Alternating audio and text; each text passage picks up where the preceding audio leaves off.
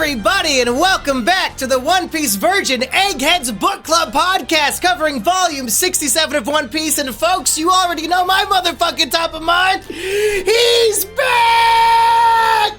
Trafalgar Law is back in the story. Oh my god, he's abling and abetting Jeffrey Epstein's island of poison children.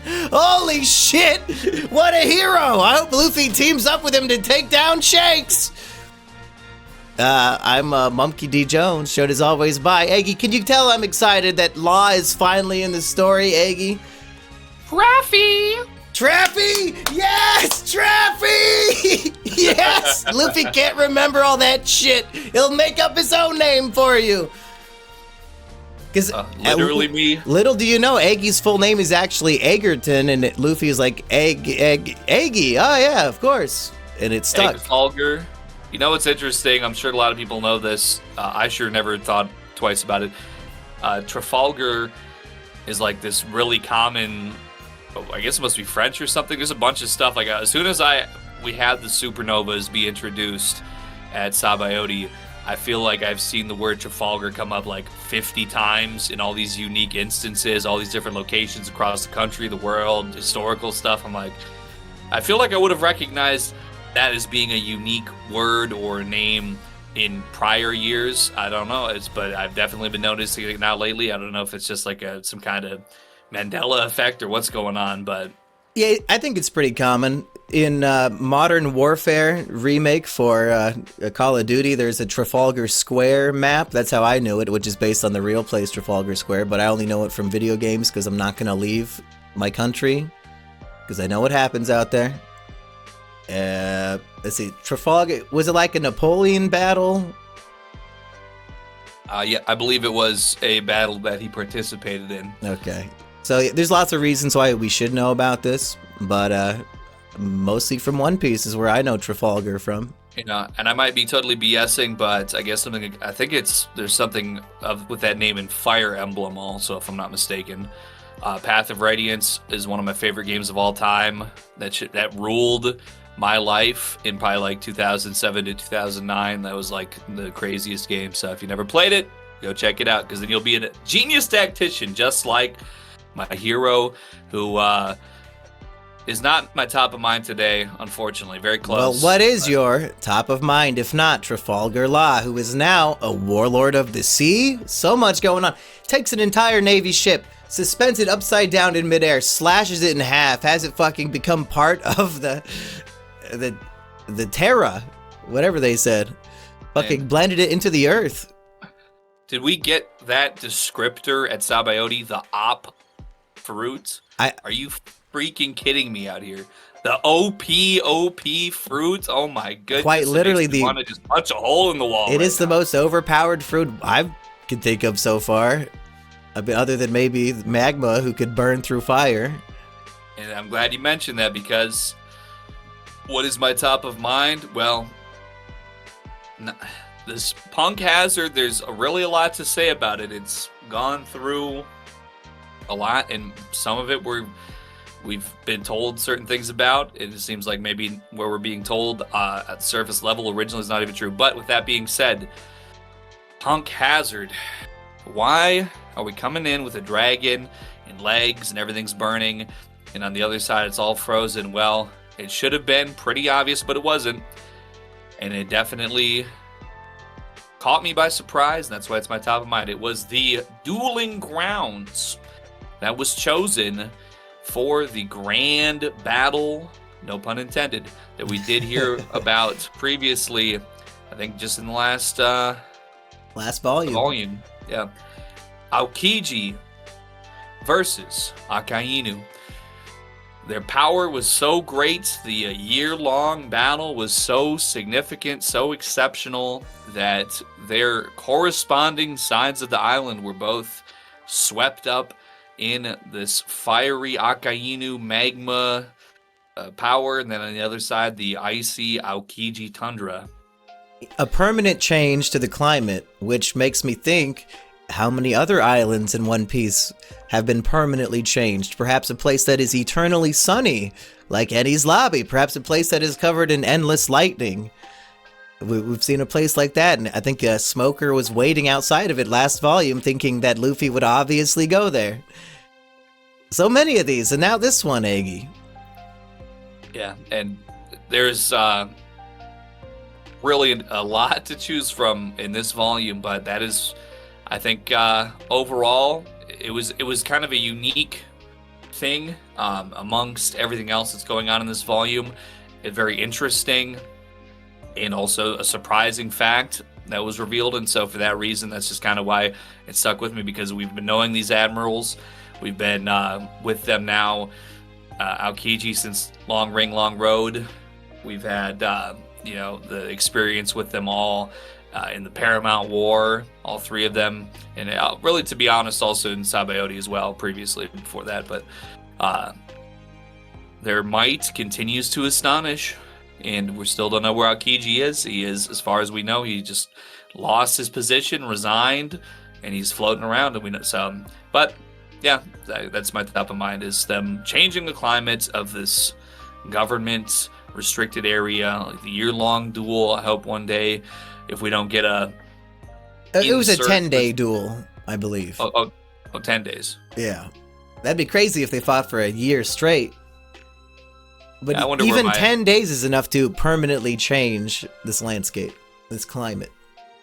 That just is even more impressive. Yeah, I don't know where my wires got crossed there, but I guess maybe I was thinking about I don't know what. But and in any case, yes, because it could have happened anywhere. But the fact that they picked this particular area and that it did what it did. Eggy, we're going to play a game this episode, so everybody in the comments, you will be the judges here. Let's see if I can come up with 3 top of minds more interesting than the one Eggy came up with. Not to shit on Eggy's interest, but there was just so much. It's really just to compliment Oda and how many great things are in this volume that I could even attempt this challenge. And of course, number 1 is the return of Trafalgar Law and all the crazy feats he pulled off. He can make you change personalities with people. The fucking plot of the live-action Scooby-Doo movie did this first. Sorry, Oda, ripping off fucking James Gunn over here by having Frankie, Chopper, Nami, and Sanji switch up their souls into each other's bodies, and they're trapped that way for who knows how long. Port Tashigi and Smoker got swapped, and if you listen to our bonus episode reviewing One Piece Movie 3, I think Eggy might have revealed he has a new waifu. Could it be Eggy? Yes, so about halfway through the volume, Smoker, he's out here chasing the Straw Hats. He pulls up, and Trafalgar Law, he's stepping out and meeting up with Smoker and company. But he decides to have a little conflict. It does not end with a Smoker victory. Smoker and Tashigi, they are subjected to this soul swapping, which ends up with Smoker. And I gotta say this for Oda, this is the attention to detail. Everybody's facial expressions also changed slightly with the soul swapping. I really did appreciate that. But Tashigi gets a little bit of a different change. The Tashigi that I knew, in Logtown, the one that was... But she was at Ennie's lobby, right? Where else was she at? Where else am I thinking of? Alabasta. Because she had, not too long ago, she was was that in the Paramount War? Where was she just ordering troops to attack? That wasn't that long ago, it feels like. She was present at Marineford, but... Marineford. But yeah, just kind of was there. We've seen her, she's all a little awkward. I thought back in the day that she was an aged up Kuina. I don't know if I want to think that anymore, because this is going to make it weird now, so we're going to just scrap that theory. I think that theory is... I'm writing that off as old, misinformed knowledge. I did come across a new Kuina theory that I want to discuss. I'll just finish this real quick first, though. Okay. So Smoker, he's known to be shredded and dreaded by all of his enemies, so he needs to let those abs breathe. So we see when he's inhabiting Tashigi's body, he unbuttons that shirt up, and there's, oh my goodness, Tashigi, more like She-double-G-E, you know what I'm saying? Them things sitting right. So when I seen that splayed out man spreading more, well, it is what it is. As far as I'm concerned, it's not gay. Yeah, basically, I just started drooling like Homer Simpson at Krusty Burger when he heard the new rib was coming back, which it has actually, the McRib's back out right now if you're a paid Yeah, and it's member. like $8 just for the sandwich. They've lost their fucking minds. The McRib is supposed to be like $1 to add on to your meal. Have they lost their fucking minds? Quick Star's been shitting on the McRib game. They have it available 365 days a year, and it's like $3.50. So much cheaper. There's like 3-4 branching pathways I want to go down this conversation, Eggy. Number one, there was a picture of the live action Tashigi and Smoker, and people are clowning on it, saying it looks like some sort of cheap porno. I don't know about cheap, but they do look like porno actors and not the hot kind, because I gotta say, Tashigi, it's like Meg from Family Guy live action, in my opinion. I thought she was busted for real, not for play. So, disappointing after getting all horned up for cartoon Tashigi in this volume. Hopefully they don't make it to Punk Hazard in the live action, because I don't know if I even want to see that woman's titties on display. Well, and I got to say this too. To be honest, I didn't. I don't think I saw the in motion trailer of it. I saw the screenshot of that. But this like blue cheap wig going on. Yeah, I hate that shit. It ruins it. It ruins every woman. I need like I did think it was funny that Smoker is like a Giga Chad European male and Tashigi's Asian or whatever, so maybe that was giving a little bit of a vibe, shout out to South Asian masculinity, my favorite subreddit. Anyway, if she just had like that good kind of like office secretary kind of hair instead of this like shitty cosplay wig, it could have been salvaged, I think. Because that's what I'm saying, like, Tashigi, she's like, yeah, she's supposed to be this position, but at the same time, she's got a little bit like there's a little timidness, there's a little nervousness, the femininity is palpable still in her position, so to see all of a sudden she's getting all freaked out, it's like, I'm feeling like Weird Science, I'm putting Tashigi into the machine, she's coming out like a super freaky babe, I'm like, whoa, when I see it in the live action, looks like, yeah, the chick that would drink a little too much at the convention, she'd come up and start groping you and then puke on you. That's what I'm feeling on that chick right there. So not too good. She's the kind of chick who would have a profile on a midget dating website, and Eggy would say, "Yeah, I've done worse." You're absolutely right. Speaking of doing worse, we need to answer this question: Is it gay if a woman's body is being possessed by a man's soul? Because you like this new attitude of her, and that's what you're attracted to, but it is a man's attitude leaking through. And it ties into the trans question, perhaps, although this is a magical operation as opposed to in real life. There is no actual way to get your soul into the opposite gender, unfortunately. You can just mutilate your poor vessel of a body that you have. You can't magically change, unfortunately. But in a magical sense, is Eggy gay for being attracted to this, is my question. I think it's really tomboy coded, to be honest. The tomboy spirit. It's kind of a lost art nowadays. But I did once, take it how you want to take it. There was a woman who I knew who was like a pre-everything FTM, and that's kind of how she was coming, and that was kind of a part of it, like sort of this, like, but there's a certain je ne sais quoi to it, which I think Oda, it comes through correctly in the manga, sometimes with these chicks who are maybe in that position, and they're kind of looking for like this masculine energy, they're like coming in like, I drank beer and I'm going to hump the air and burp and fart, and that's what men do, and I'm going to talk about whatever, I'm going to say some stuff. It's very performative, it's very try hard, it's very just like intentionally unappealing to my sensibilities, whereas like Tashigi smoking, listen, and I'm not, historically speaking, I think I have dated more women who smoke than not, so maybe that's like a personal thing for me. I'm saying this shit was in Family Guy back in like 2001, right? When Lois said if she smokes, she pokes. Was that the? I think that's that was like a 2000. That. I saw that episode. What does she pokes mean? Like her nipples poke? No, it's like women who smoke are sexually promiscuous. But why? What's a woman poking? She's getting poked. I guess what if she pokes? Maybe it's like a. Is it a Facebook term? You're gonna poke somebody on Facebook? Is that a real Family Guy line, first of all? If she smokes, she pokes. Yeah, it's she says it to Chris. Yeah. So yeah, I typed in if she smokes and it auto-completes if she smokes, she pokes Family Guy. Okay, we need to deep dive into this so I can understand the joke. So let's keep investigating. Yeah. The underlying assumption is if she smokes cigarettes, she's down to have sex. Okay. Well, is the appeal here, it's a combination of a lack of modesty and a lack of promiscuity at the same time? Because Smoker, he's unbuttoning his shirt not to be sexy, but for physical comfort. You see these giant titties on display, but he does not think he's sexy. He does not care about that. He just wants his shirt open. And if an actual woman had that attitude, that would be extremely hot. Unfortunately, it is just a man. It's sort of a laissez-faire attitude. It's kind of like there's women who I know who are like there's a girl who I know specifically who's a supermodel, and I met her doing a podcast maybe about 5 years ago.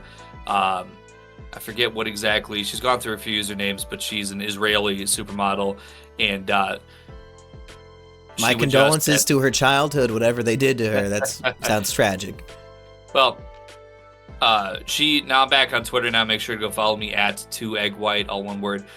But we also, we had a light conversation on there back in the day. We talked a little more on Instagram. I'm not sure. I don't feel like I've seen her lately, so I don't know what's going on. But anyways, she was still on Twitter, and due to she had just a general comfort.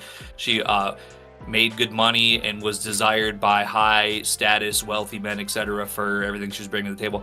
And she would just post herself completely naked sometimes. Like she'd just be like out like at a waterfall or a beach or whatever and just post herself completely naked and everybody would go crazy and yada yada and so on and so forth. But it wasn't like there's women out there who do that and they're trying to like profit in some kind of way or they want certain attention. Or she was just like it was a natural seemingly thing for her to just be like, hey, I know what I got. It's like a man holding up his $10,000 watch or whatever. Like, hey, boom, this is nothing to me. This is regular. Like, yeah, I'm walking around with this every day.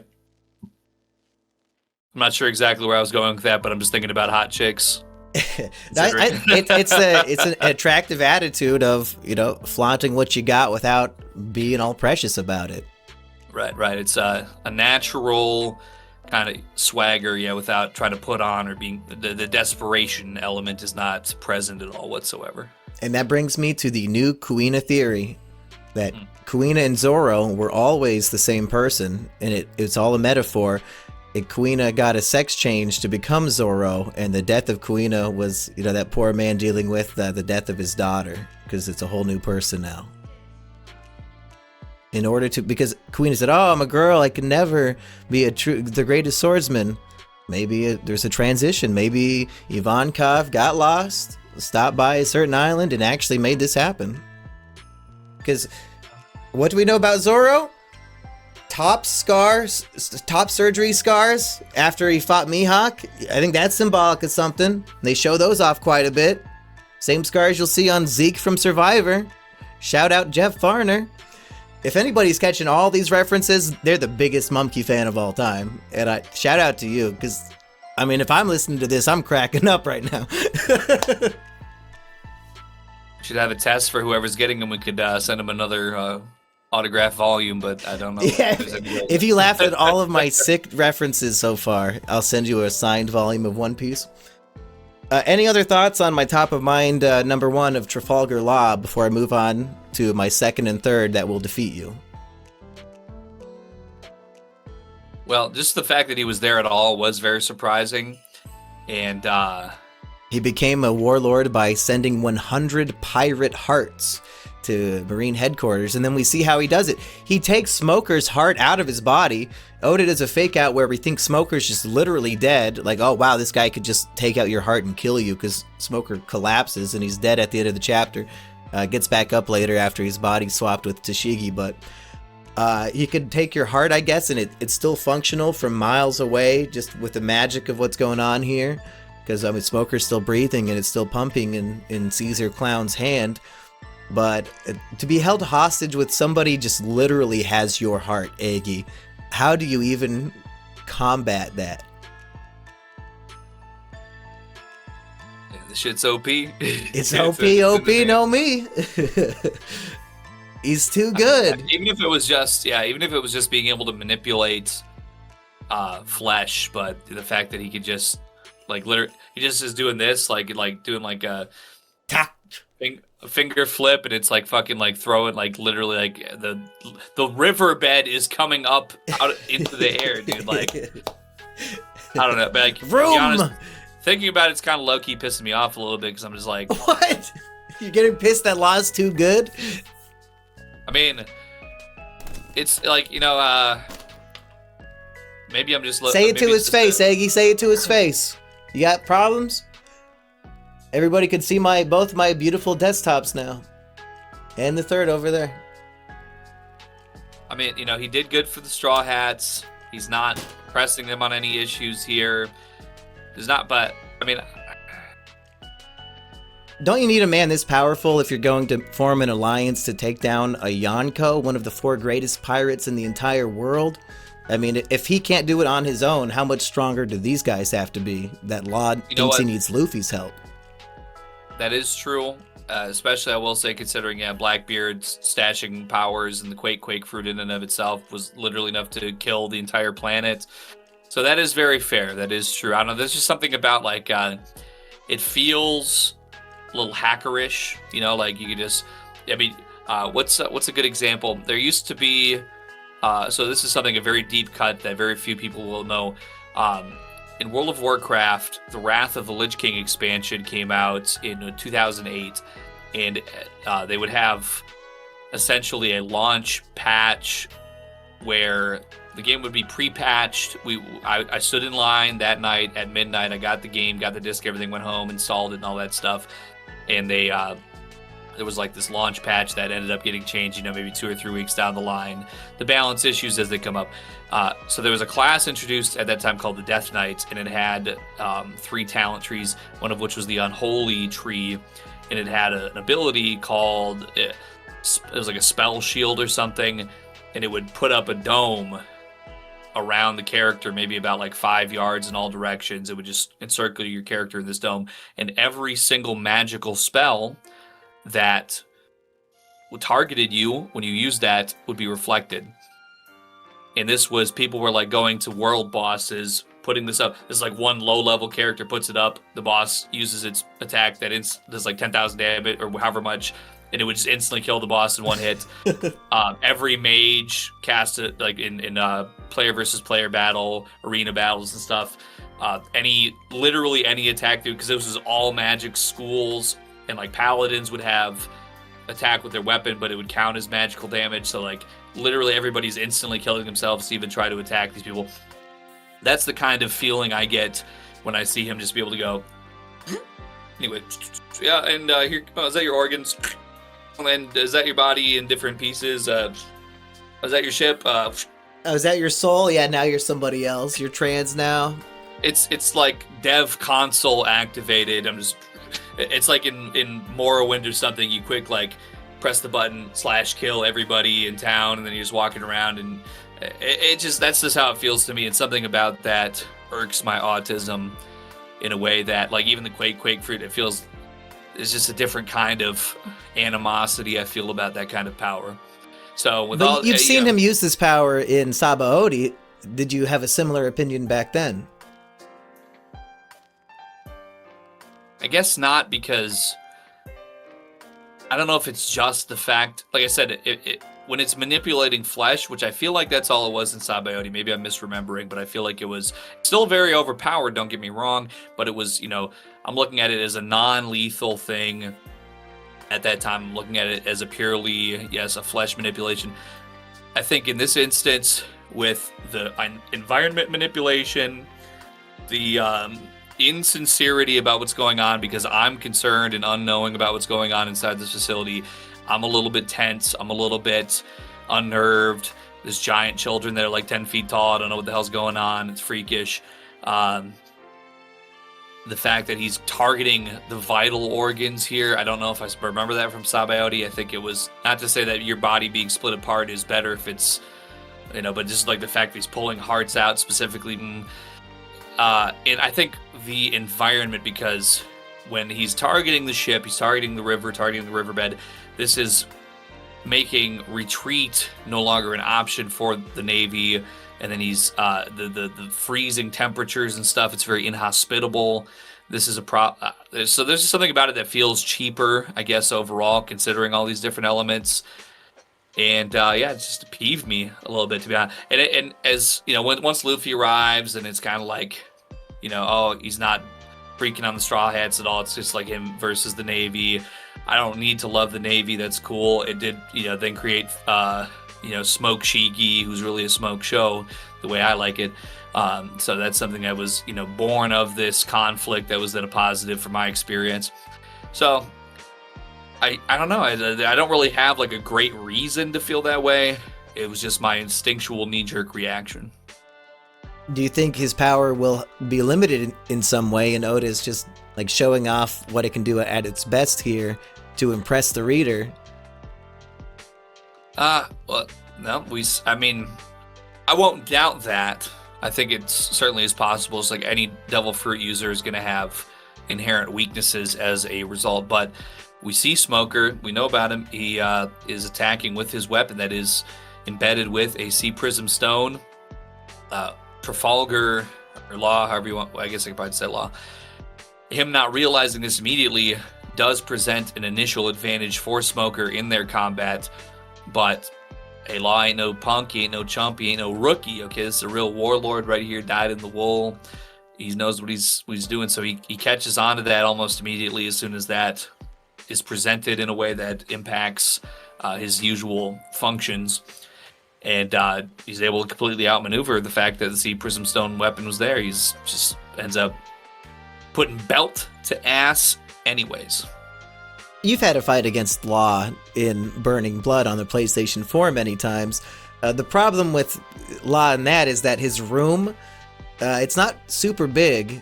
So if you just stay out of his room, he can't really do all his magic on you. And if you're playing as Frankie, just shoot him with some laser beams and cola cannons and shit. But here, he makes a room that is like, not as big as the island, but as big as a mountain at least. I mean, it's several meters in the sky that he's holding this ship up. So hypothetically, if you stay out of his room, you could still harm him, but who knows how big his room can go. And hopefully there's a limit to how much like strength he has to make a giant fucking room like that. Hopefully that's not an everyday easy walk in the park for him, because then he is OP. Yeah, and for all I know with him and his work here, I guess it'll come up as we get into the discussion chronologically and everything anyway, but Mr. Caesar Clown and his experiments of sorts, his special drugs and everything, for all I know, maybe he's been feeding Law a little bit of something, maybe a little energy steroid coated supplement that's maybe giving him a little extra reach. A little extra but stamina. Rob Lucci's kick still mogs. He will hit you from 100,000 feet across the map, and it's undodgeable. Big ups, homeboy Rob Lucci. # Burning Blood. Yeah, so Lucci could probably beat Law. Just send some flying kick. What were those called? What are the kicks called in the Riko Fuki techniques or whatever the hell? Riko Shiki? Turbo kick? Flying Tempest kick? Tempest kick. Yeah, that sounds right, yeah. Okay. I just call it like... I think for me, it's just like L1 and Y. Room, and etc. Okay, final thoughts on Law. Should Luffy trust him in this alliance that is presented at the end, and which of the 4 Yonko do you think he's planning on taking down? Well, it's a little hard to say about the trust because obviously Law is immediately apprehensive. Like, Luffy's gonna be like, "Oh, Traffy, oh man, yeah, this is, he healed me up real good. Yeah, oh man, it's good to see you, man." And it just ... just like, yeah, I had a random whim. Don't make anything of it. Just being right. So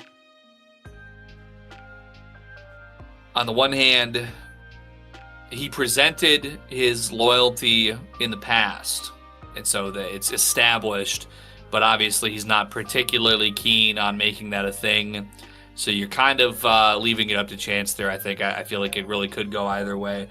And if I had to guess which of the 4 emperors that they're going to find themselves going against, probably would make most sense considering where we were just at to have it be going towards Big Mama, because, I mean, we kind of need to maybe go be catching up with her anyway. She might be about to be detonating an IED in her own face that's amongst her her tithe that she's receiving from the Fishman Island, so we might need to be pulling up to stop her from genociding everybody down there in any case. So hopefully, I mean, and if Law is going to overthrow her, yeah, that's not boding super well, but it should be, I guess, what her Big Mama's initial thoughts were anyway, that I'll settle this with Luffy and the Straw Hats then for them eating all my candy, all my snacks and sweets. So maybe it would make the most sense for it to play out that way. So if they're going up against like Shanks or Blackbeard, it's just going to be tough and probably not exactly what Luffy's aiming for at the moment. Yeah, do you think Luffy even wants to fight Shanks? In an infinite timeline that eventually leads to Luffy being Pirate King, it's going to be an inevitable thing, but I would imagine would probably be the last thing he would want to be doing. Okay, that's all about Law. Top of mind number 2, to have Eggy's Pokemon ball-shaped island, top of mind, blown the fuck out. Eggy, do you recall the cover story for chapter 666, In the Pits of Hell? Could it be? Okay, well, if it's in the Pits of Hell, then we're talking about Magellan is alive and well.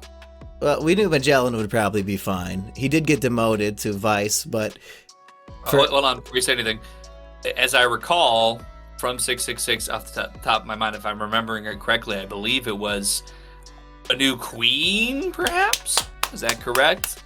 Queen Bon Clay of the Kama Land?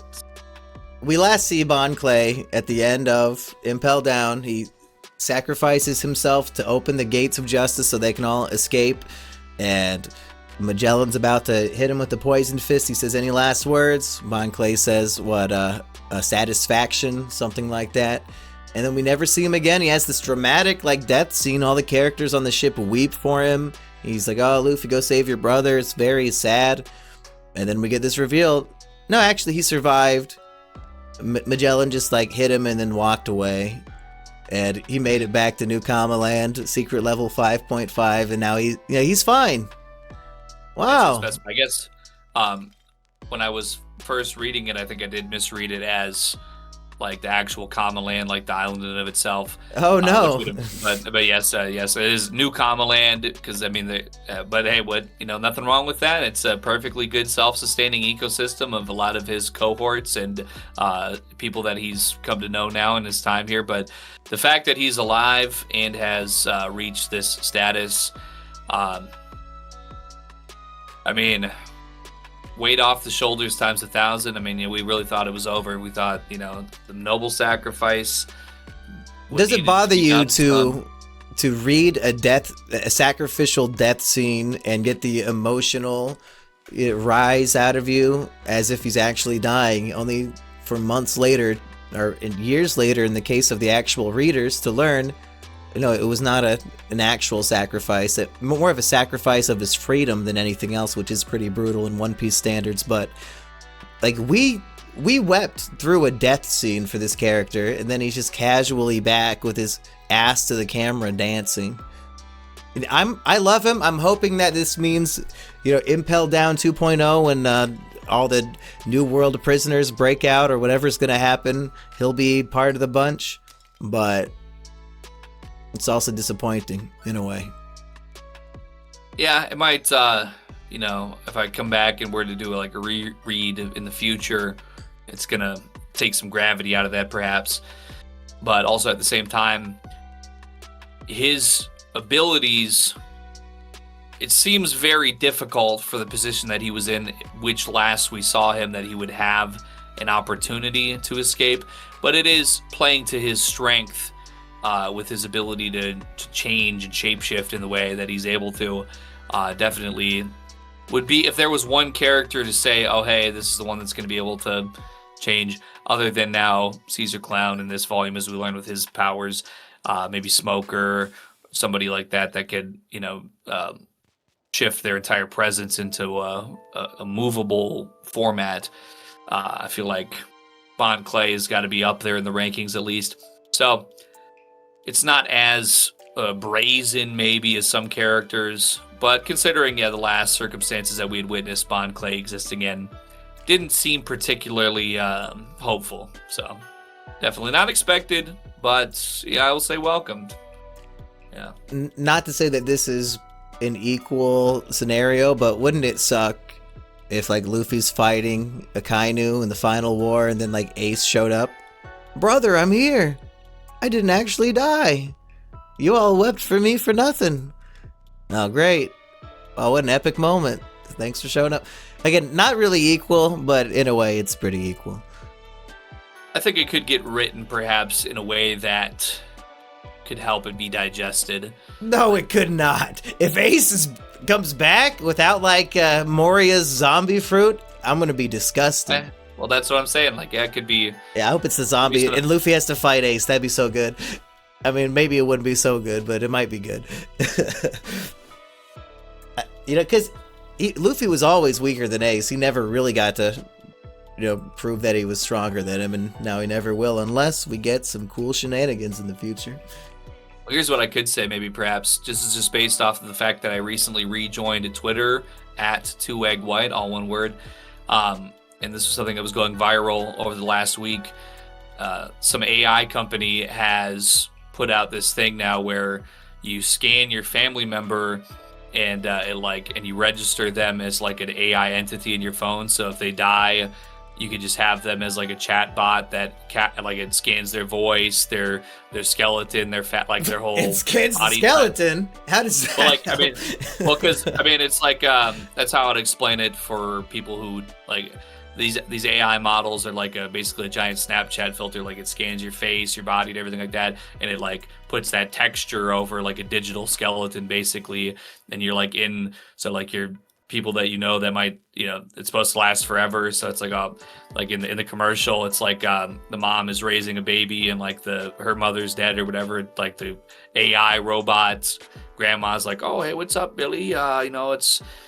Here's your favorite bedtime story, and then like it goes to he's an adult and he has his child and he like still has his like AI grandma that's been dead for like 30 years. Like, oh, I remember when you were a baby.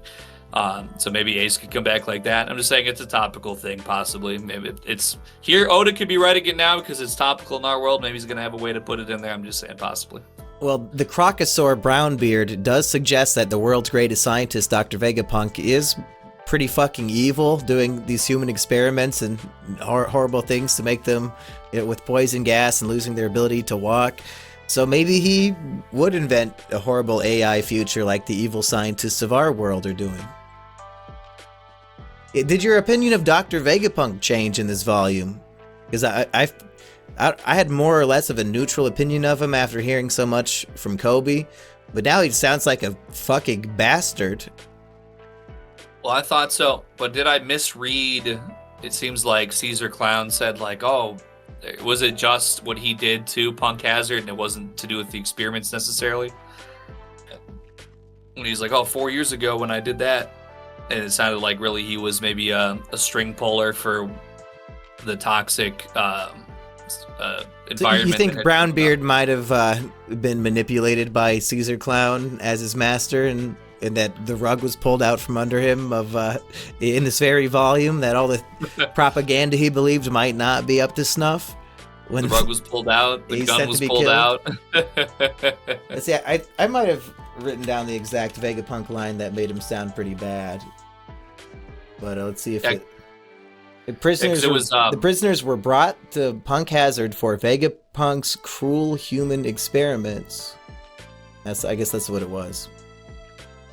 He's doing chemical weapons experiments, and it rendered the island uninhabitable 4 years ago. And then 2 years ago is when Okay, you knew maybe 3 years. I don't remember, but anyway, I think continue. It was 2 years.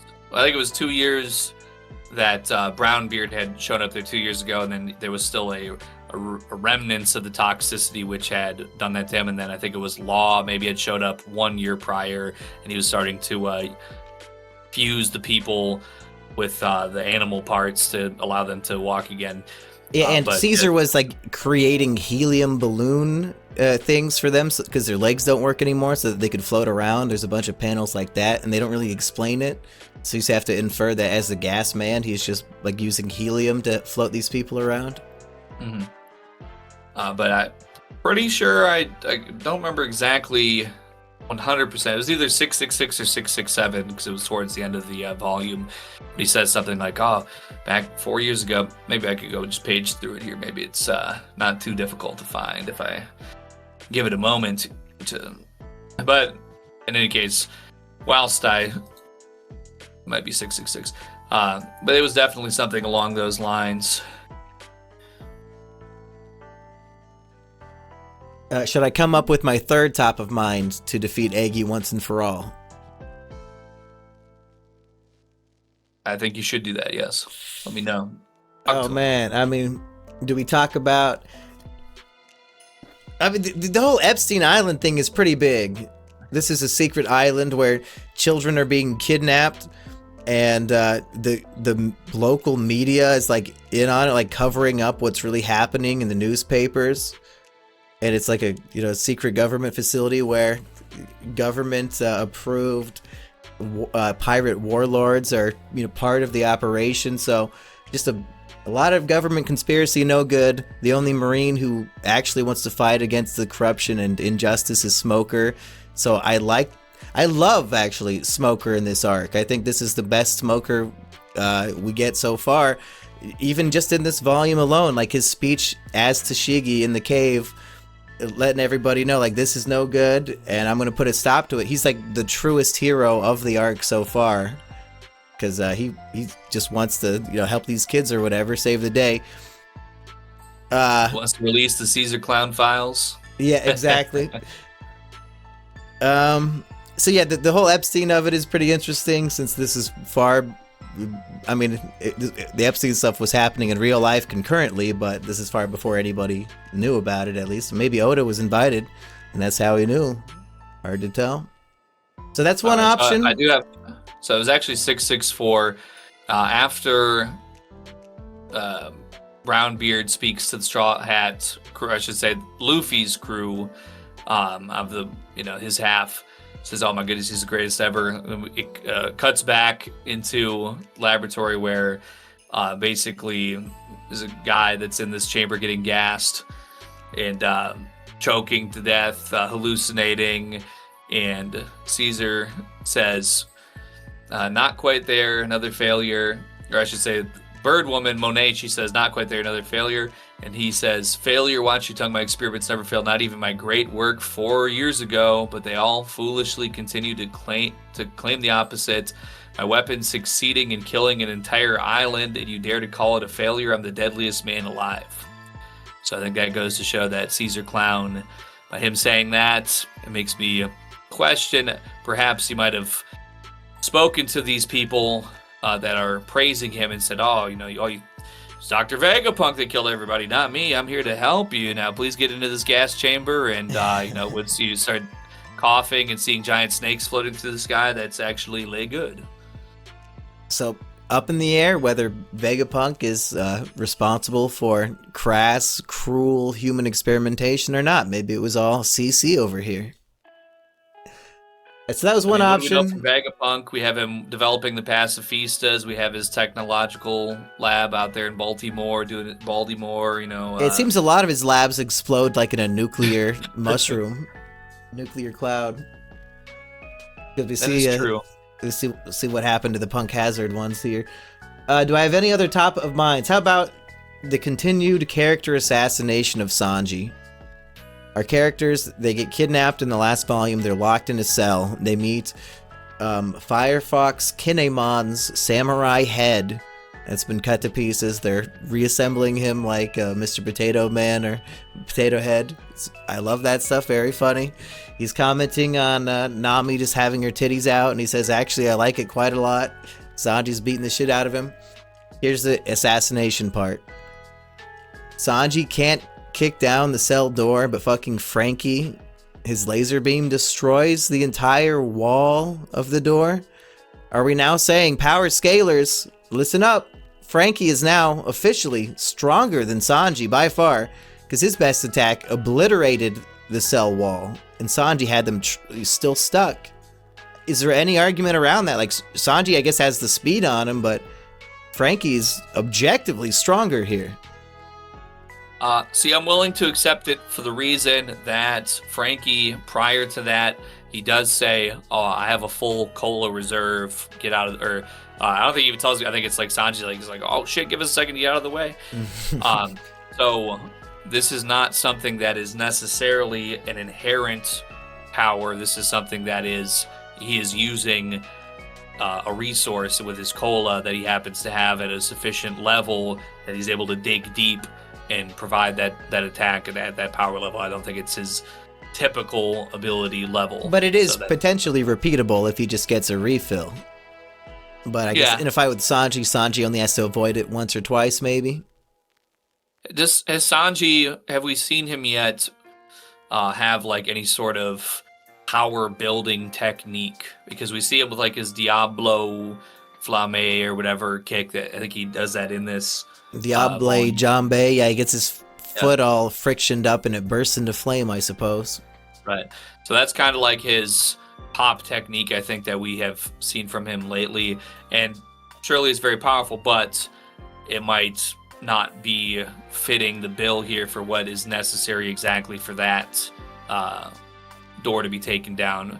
That door might need like a consistent, if it was going to be like a multiple flaming strikes, perhaps that might the heat might do something, but compared to like I don't think Luffy would maybe have necessarily the physical momentum. Like maybe Zoro could do a slice. I think Frankie's rocket blast, based on his cola reserve, also. I think it makes sense for me. If we want to talk about Sanji's character, we got plenty more to go, buddy. I got lots of notes about Sanji. But go ahead, I want to hear what you have to say. How would you respond if you could come into the rumpus room and find a bunch of Epstein child victims? You're gonna say, "Yo, fuck these kids," and not in the Epstein way, in the "I'm out of here" way. Well, I guess, or where my mind was going was when he. After he gets hit with the soul swap and is inhabiting Nami's body. He's doing a little bit of sexual violence and groping molestation of his dear friend. That was kind of where I realized that something was going on when there's a panel that he's like pulling the... I'll use the samurai's terminology. He calls them like the breast chains or the breast band? Breast band, yeah. Yes. So, yeah, Sanji and Nami's body's pulling it forward with giant, like, hearts, like, shooting out. Like, oh. I'm like, well. There are... I need to make a list of, like, my favorite little, like, 2 panels, back-to-back comedy moments in One Piece, because the Buggy being sad that Luffy doesn't remember the Muggy Ball, that's very funny. But maybe my new funniest of all time, because Luffy doesn't know what's going on, he pulls up on his friends. And for what he sees is Frankie is about to just obliterate Nami to death for no reason, and Luffy's eyes are bulging out like, "No, Frankie, what are you doing?" That was so funny to me. I might have even took a screenshot because it was so funny. I took a screenshot of Homeboy Samurai back before, early on when they're, I think before they even start saving the children and everything like that. Just when he sees Nami and what she's wearing, he's like, "Oh, this is." I took the screenshot on my laptop. I'm afraid I'm on my desktop right now, so I don't have the exact wording. But like, "Oh, this is a shame. Like no decency or morality whatsoever to be walking around in that skimpy clothing, whatever." And then she's like punches him in the face, and he's like, "Ah." And then his devil fruit is that he can generate clothes out of like rocks, but he just didn't do it because he liked seeing her cleavage. I like this Wano guy so far. His body, his torso is like sword fighting Brook and winning. I guess that the Wano samurai really are tough because and they really go out of their way with comedy to show how tough this guy is. Sanji kicks his head into the wall and somebody says, "Wow, you cracked his skull." And the dude, he's just fine. He never complains about pain or anything. So if this is just a run-of-the-mill Wano samurai, I wonder what a whole army of them could do.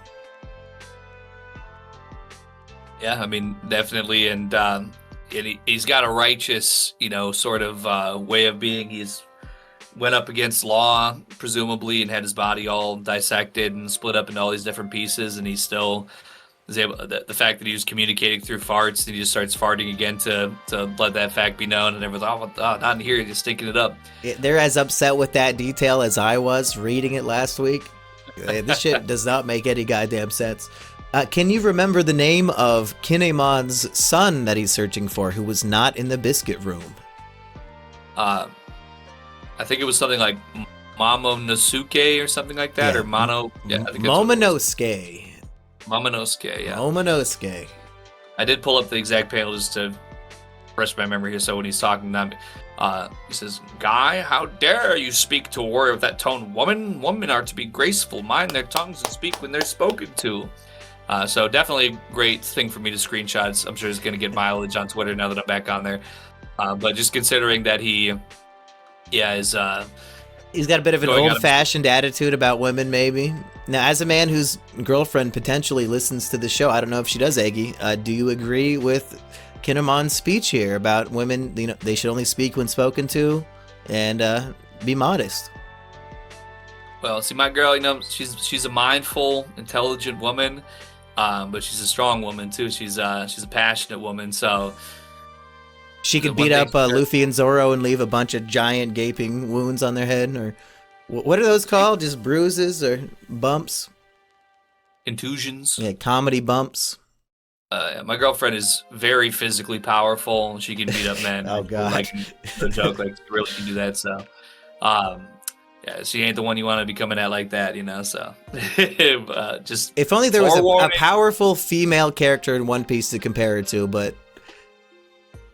It's like, yeah, Alvida, you don't want to be compared to her. Big Mom, so far, kind of scary. And then that's about it. Like, Oda's...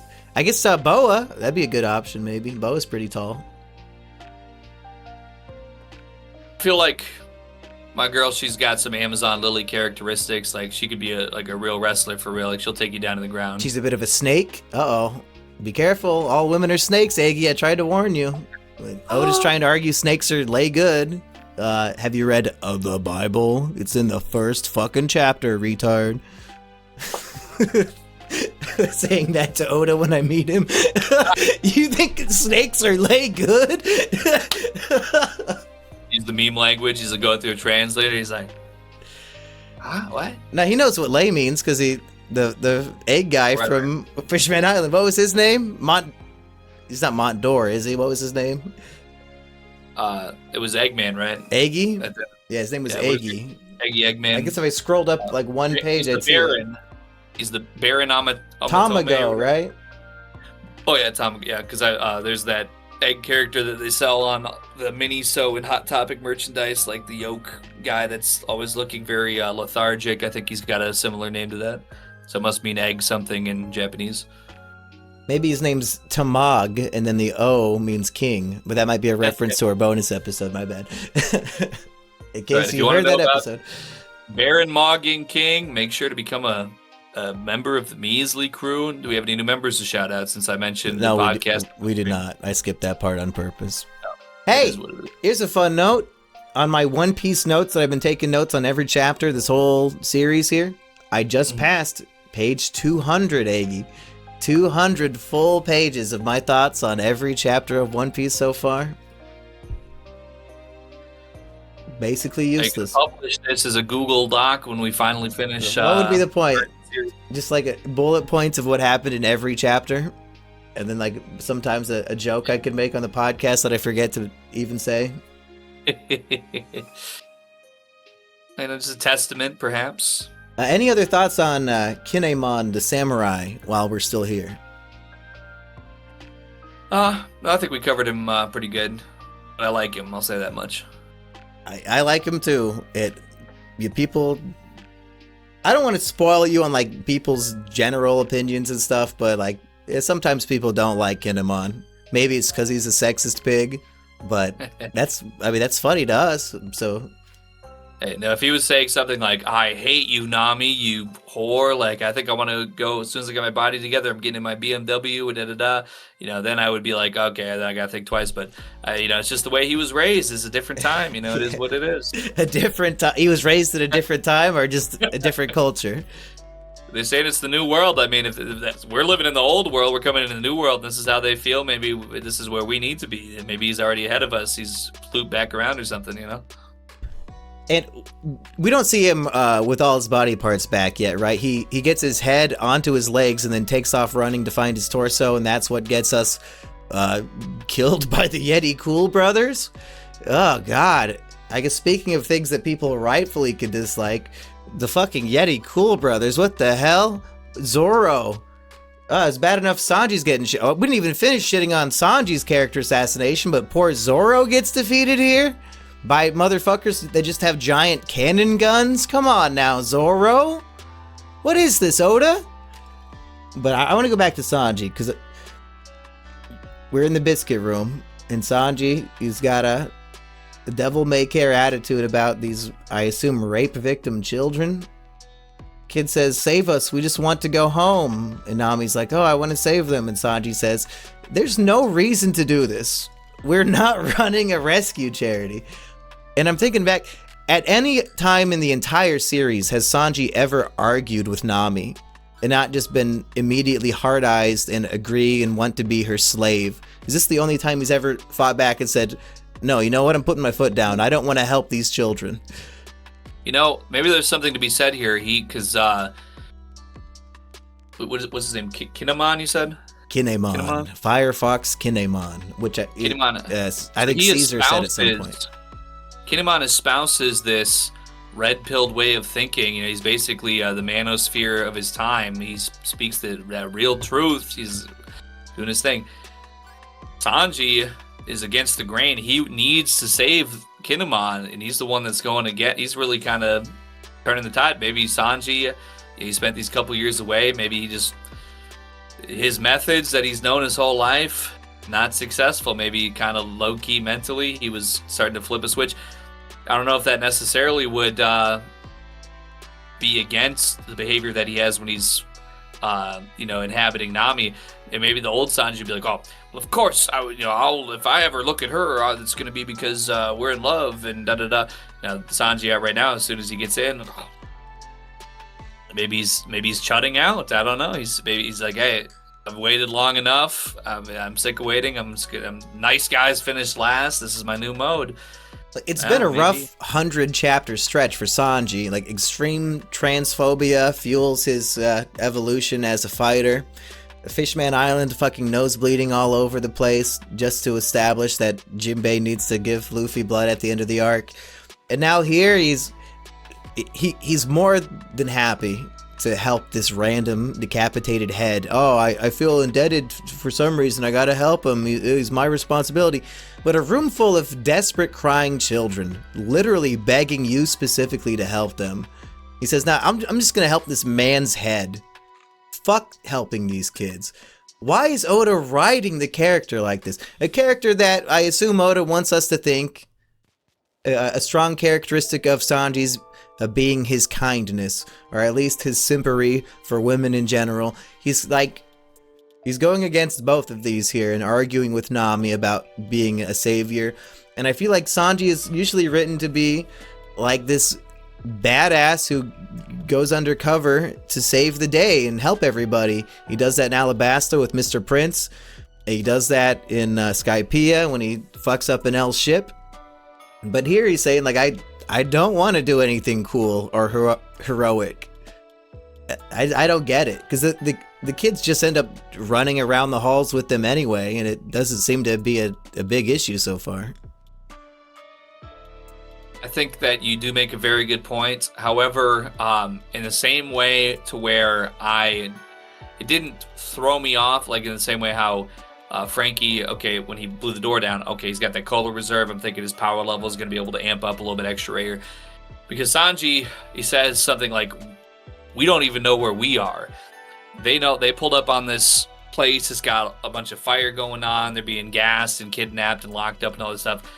So I could see the thought process of, okay, we're going to say we're going to rescue these kids, but we just got taken down. We just got imprisoned with no fight.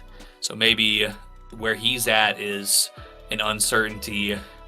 His confidence is shaken as a result of what has transpired, and he doesn't want to have, like, let's say even like 20 children following him, and all of a sudden all these children get killed because he's walking into a total death trap and has no idea what's going on, and that could be heavy on his conscience. Rather, he go forward to find a path that could be cleared and get some stability there, and then say, okay, we got this map charted, this path charted, now let's go ahead and do this rescue. Because if the children have already been in this room prior to some extent, there might be a reason to believe that they are being kept in here without an immediate lethal threat to their existence that they could be returned to and then brought to safety. So perhaps Sanji has more of a tactical stratagem in mind rather than just cold-hearted uncaring for these children. Maybe you're right, but ultimately Nami gets her way, as she always probably will with Sanji. And then, their bodies get swapped up by Law, and he just goes on to harass and molest his dear friend. He's smoking cigarettes in her body, but I guess she gave permission for that. And Nami, I might have wrote it down, but she has like almost a come to Jesus moment, looking at herself, from somebody else's point of view. And she's like, wow, am I really dressed that scantily clad? Am I really that much of a degenerate whore? I need to cover up. Maybe she didn't say that exactly, but you remember when she had a line like that, don't you? Yes, she also had a line saying 200,000 berries per grope and 100,000 berries per peak. I was like, so she's giving some permission. That's a pretty good rate for. It's not like he's reaching out and touching from a separate body. Like he can just like jump up and down. He's feeling the weight. He's feeling he's feeling all the feelings of it. So probably the peak is probably getting him possibly more mileage. He was desperate to find a camera at one point. I thought that was. Yeah, Sanji, cool.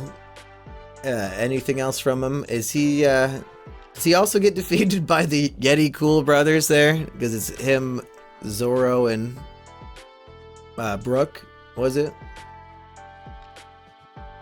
Or who are the three that get we just see their corpses?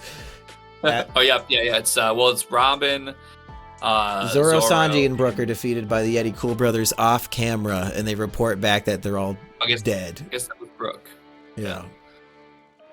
Which, I don't know what the fuck's going on with that, because they're there. That looks like they're down in the snow, and they're saying they're dead. And then by the end of this, Luffy defeats them, right? He does a gum balloon to blast one of their cannons back at them, and then Frankie, who's in Chopper's body, takes the rumble ball and immediately hulks out, and he cannot control the monster point Chopper and starts attacking Luffy. I thought that was great. That's like a fun way to show the power scaling, is that we have an out of control monster Chopper again, but Luffy, it's not as big of a deal. He can easily dodge the attacks, run away, and ultimately use it to his advantage to fight the other Yeti Cool brother. Yeah, it's because there's when Frankie is inhabiting Chopper's body under the effects of the rumble ball, he starts attacking Luffy at first, and then just thankfully, in the nick of time, after Luffy's able to position himself. I can't actually. Just immediately. Law finishes off the Yeti brother ultimately, but I think Monster Chopper helped in the fight a little bit. Not of his own volition in a way, but right. Yeah. It was a lot of fun on the icy tundra. Underrated arc so far, in my opinion. This is just nonstop fun. Yeah, the last display of Frankie Chopper, which I think Luffy says oh, thanks Frankie and Chopper, but he's walking, and It's just like Chopper's got the X'd out eyes, his tongue is hanging out like in the snow. I'm like, the fact that I read that after I watched the movie, where I was like, so like, I don't know, like I was feeling like really loving Chopper, after watching the bonus episode movie that was Chopper centric. I don't know, I've read him, but getting some of that anime cutesiness in there, I'm like, extra pro Chopper, and I thought he conducted himself well. I liked his demeanor. He's in Sanji's body, right? Yeah. So to see him kind of all splayed out and just, I was like, Chopper. Yeah, what was Frankie thinking immediately? Like, they're not even to the enemy yet, and he's gonna go into his I have 3 minutes left monster mode. Come on, Frankie. I'm disappointed. Another character assassination. Utilizing his most powerful charged ability to destroy a door, popping the rumble ball off the rip without even being like at all locked in and having no idea what the power that he's going to need to control is. It's yeah, he had a peak and a valley this volume. Anything else from this volume? Because I know we thought there'd be a whole shit ton, but we've been pretty dense in covering all these big ideas. Where do we go next, Eggy? I guess I've covered my 3 top of minds. It's your turn to peruse your brain. Well, so to the Epsteinery. So at the very beginning, we have them blowing down the door. There's this room of giant children. They don't know what's going on. As it turns out later on, they're thinking that these are children who are maybe the children of giants. They're not really entirely sure, because they're breaking the kids out. They end up running into Law and versus Smoker and the Navy and everything like that, and they're trying to say, oh shit, never mind, let's all run back. But what's going on here, it seems, is there has been some cover-ups going on, where there's been abductions of people that are coming near the island or just in general, and there's abductions and these disappearances that are written off as mysteries, accidents, not disclosing the true nature of what's going on to bring these children to the island, and they're being brought there for Caesar Clown to use these children for his medical experiments. And in order to keep them in the lab and not wanting to run away, he is drugging them with using his gas. He's basically putting meth, more or less, like infusing meth gas into candies and feeding it to the children. And then the reason why these children are giant is because some of these experiments that he's doing are, by Chopper's diagnosis, affecting the pituitary gland and basically turning him into Andre the Giant, and things like that we know in our reality. But then you have to question yourself, this is like the main thing that's going on in Caesar Clown's experiment, is making children giant. Like, what exactly is the point here? Because there's already giants. If we try to make like giants, or like... And giants are gullible enough to be tricked into working for the government anyway. So yeah, why breed your own or try to medically make your own if you could just go say, hey giants, yeah, your captain, you have to work for us for 100 years or else he's dead. Oh, okay. Yeah, that's a little easier than all these child experiments and force feeding meth candy. And when the kids go through withdrawals, oh buddy, you don't want to be near me or Eggy when we're going through withdrawals. We get just as violent and freakishly powerful, and it's no good.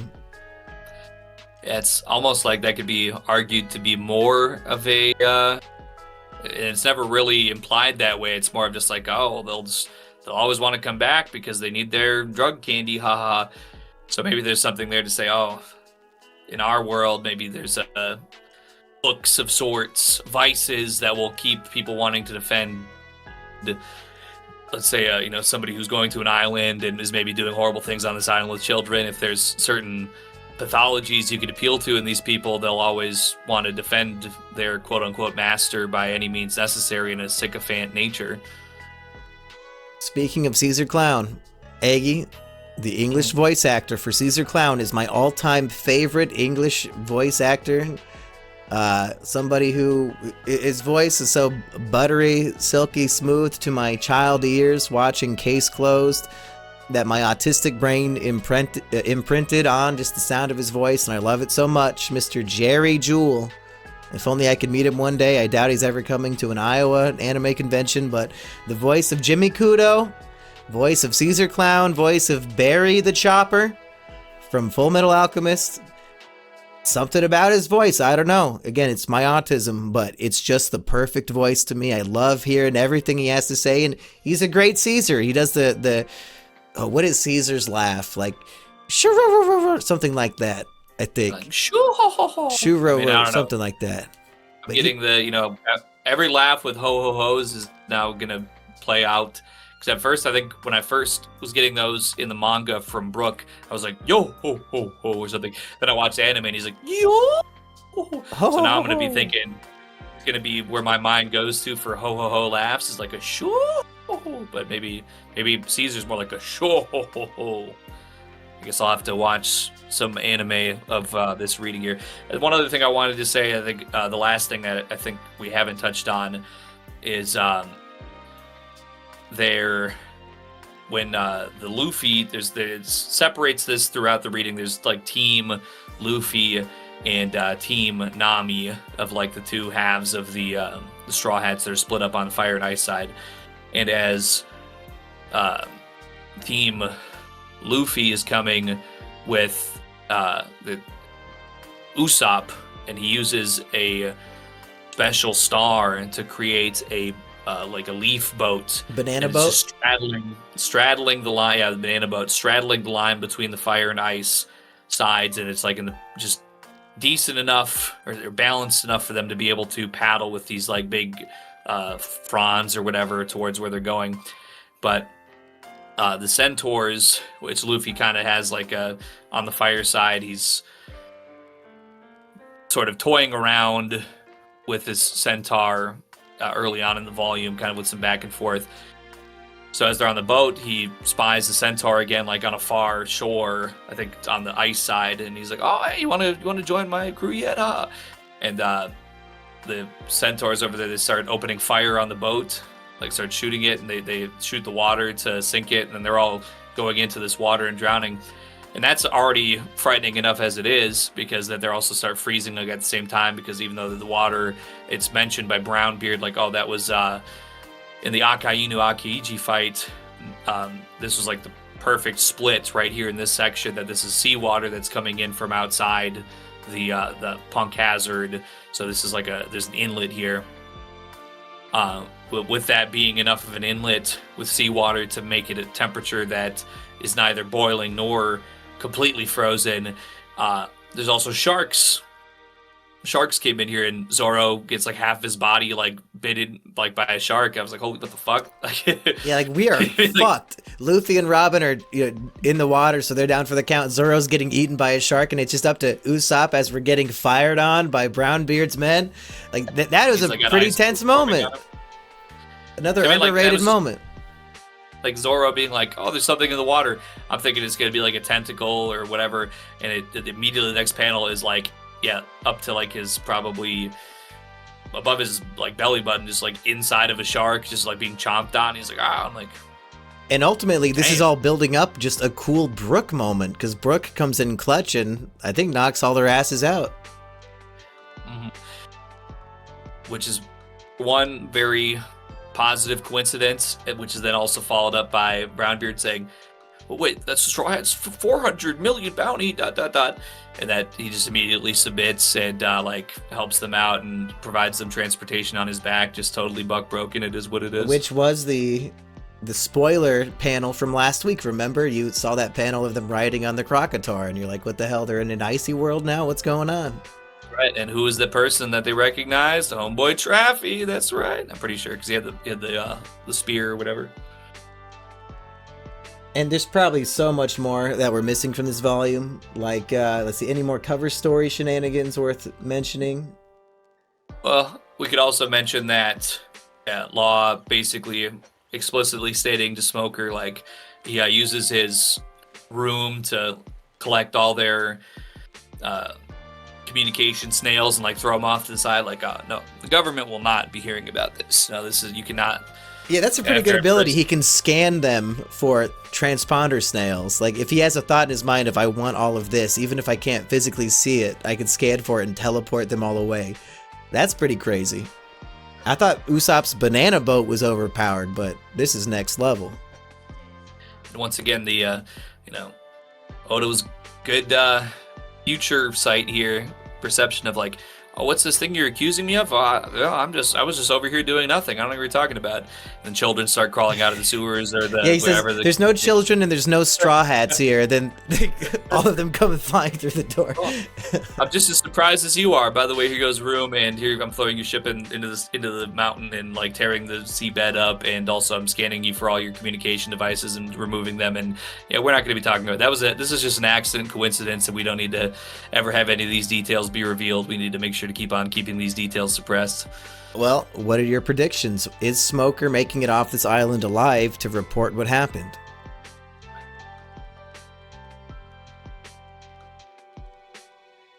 Well, it seems like they're aware of Caesar Clown being the culprit here, that he was still continuing to operate on this island when he's not supposed to be, because he has his gas ability to. He was escaped capture before or whatever. I think they allude to that. Gas versus smoke. Classic battle. I think maybe what I could see is if Luffy agrees with Law, like, okay, yeah, I'll help you fight an emperor or something, or I'll provide you some assistance. That might be a catalyst that could have Law then decide to go against Caesar Clown, because he kind of says as much, like, oh, we're here, we're existing separately, doing our things, we're not interfering with each other. But if what Law wants, he could get a better assistance from Luffy in